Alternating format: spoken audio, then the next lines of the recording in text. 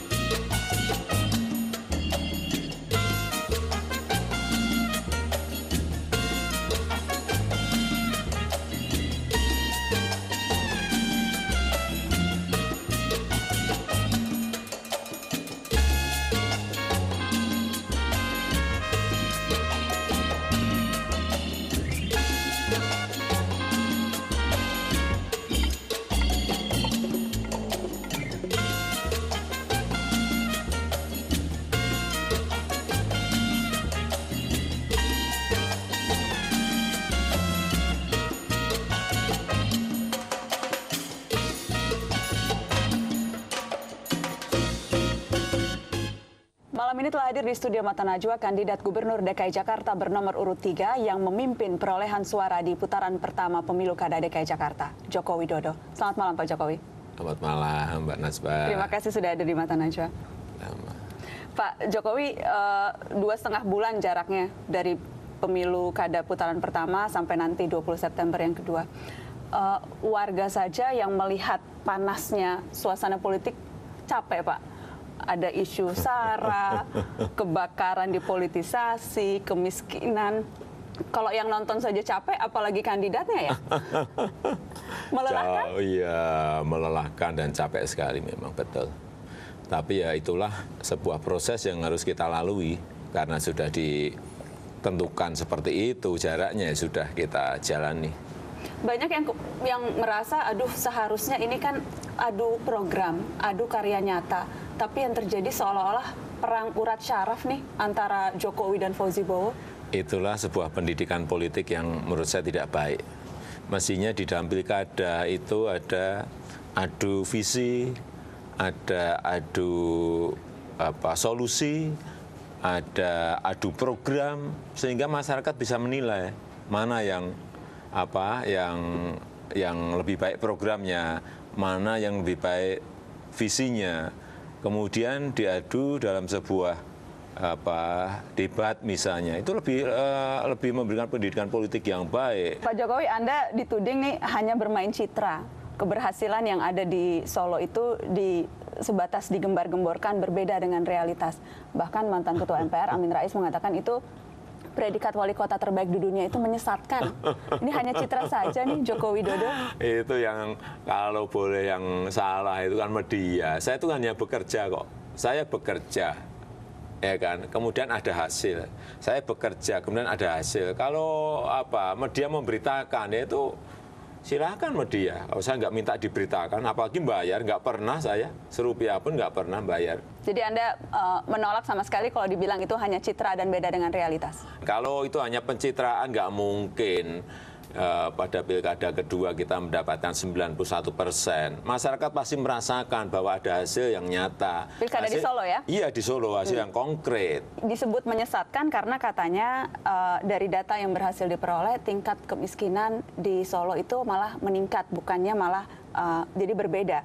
Data yang ditemukan oleh tim Anda sendiri itu menyebut 133.000 jiwa, 25% dari total jumlah penduduk di Solo itu masuk kategori miskin. Hampir 2 kali lipat dari data BPS. Apa penjelasannya? Ya, karena saya ingin mendapatkan sebuah fakta yang benar. Sehingga kalau di BPS itu menggunakan 14 kriteria yang kami gunakan, yang tim koordinasi penanggulangan kemiskinan hasil yang ada itu dengan 25 kriteria, ya tentu saja hasilnya berbeda. Coba saja di Jakarta itu menggunakan kriteria yang kami gunakan, 25 kriteria, saya jamin kemiskinan di Jakarta akan lebih dari 20%. Ketika Anda menyebut Jakarta di atas 20%, kemiskinannya itu banyak yang protes. Data dari mana Joko Widodo bilang Jakarta 20% kemiskinannya? Karena begini, yang dipakai Solo dan di Jakarta kok sama gitu. Pegangannya 300.000 per bulan. Artinya kan 10.000 per hari. Ya kalau di Solo bisa dipakai untuk makan 10.000, makan untuk 3 kali bisa. Kalau di Jakarta 10.000 dipakai apa sehari, Mbak? Makan sekali aja apa bisa? Saya ingin konfirmasi beberapa hal ke Anda, Pak Jokowi. Marzuki Ali, Wakil Ketua Dewan Pembina Partai Demokrat, yang juga Ketua DPR, itu secara lantang menyebutkan ada 6 kegagalan Jokowi. Saya ingin bahas 3 saja diantaranya, tidak perlu 6 ya. Disebut apa harusnya yang menilai itu kan, kalau kegagalan di Solo yang menilai itu masyarakat Solo, masa gagal dapat 91%. Joko Widodo itu disebut gagal mengatasi banjir, bahkan rumah wali kota saja kebanjiran. Itu yang pertama ya, Pak. Banjir dulu ada 9 titik banjir ya, 9. Kemudian setelah kita benahi sekarang tinggal 1. Dan yang kedua, kalau rumah wali kota banjir, seumur hidup nggak pernah rumah saya banjir. Tidak pernah kebanjiran. Seumur hidup nggak pernah. Saya ingin konfirmasi tudingan yang kedua. Kota Solo itu kota macet.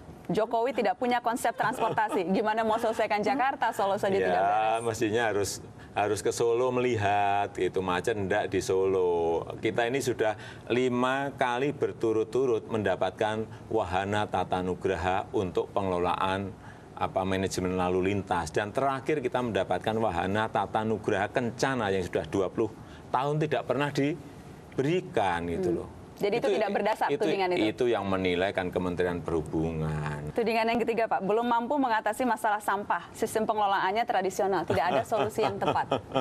Ya nanti dilihatlah, karena memang ini masih dalam proses pelelangan, sehingga kita nggak bisa menyampaikan. Berarti minimal yang ketiga itu betul lah? Belum ada solusi masih tradisional, karena kan juga. Memang belum. Enggak, maksudnya bahwa sampah itu belum tertangani, tidak juga. Kita tangani, hanya memang secara profesional akan kita berikan kepada investor. Jadi memang sistemnya masih tradisional? Bukan tradisional, sama seperti kota-kota yang lain. Paling tidak ya biar kelihatan tidak miskin amat lah gitu.